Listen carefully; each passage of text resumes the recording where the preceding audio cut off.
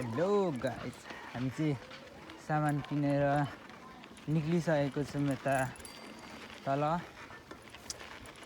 आज त साँच्ची सविता बसन्तीहरू नि त्यहीँ होला नि बहिनी, त्यो बाटो नजाउँ ल।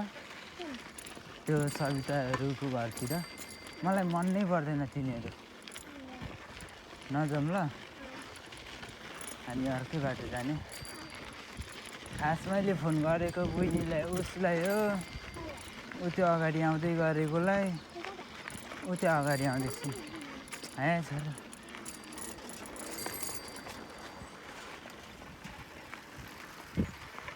तिम्रो नम्बर फेरेको छैन त। अन्त कहाँ हिँडेको? यहाँ चोकमा हिँडेको। किन? त्यति काम थियो नि। नम्बर फेरेको छु नि त, किन दादा? फोन गरेको को? बोलो बोलो। ल हो र, कुन चाहिँ अर्कै नम्बर कल गर्नुभयो कि? नयाँ सिम पनि छ अहिले। कता हिँड्नु भएको? तल ए ल जानु। घरै आउने होला नि त। हजुर अब आइहाल्छु नि म त।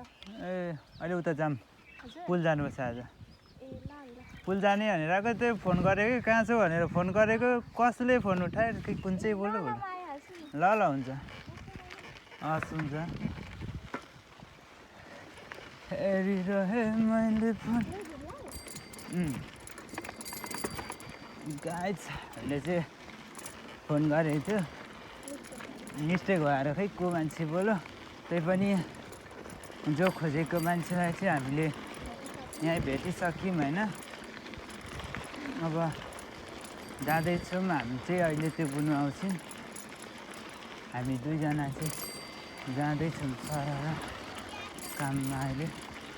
अरे घुम्न जाँदैछौँ होइन बहिनी, हामी घुम्न जाँदैछौँ गाइस। त्यही भएर चाहिँ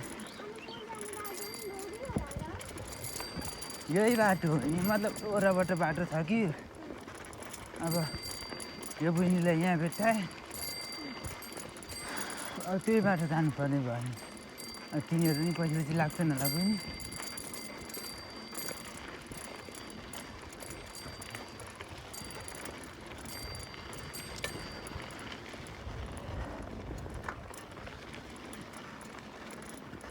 हामी चाहिँ गाइडहरू होइन, पुल जाने भनेर हिँडेको। अब त्यहाँको छैयाहरू पछि लाग्यो भने झ्याउ लाग्छ फेरि मलाई।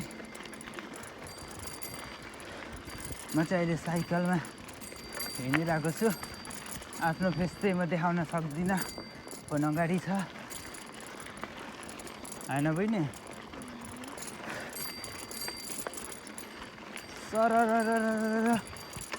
जाँदैछौँ हामी घुम्नलाई गएको।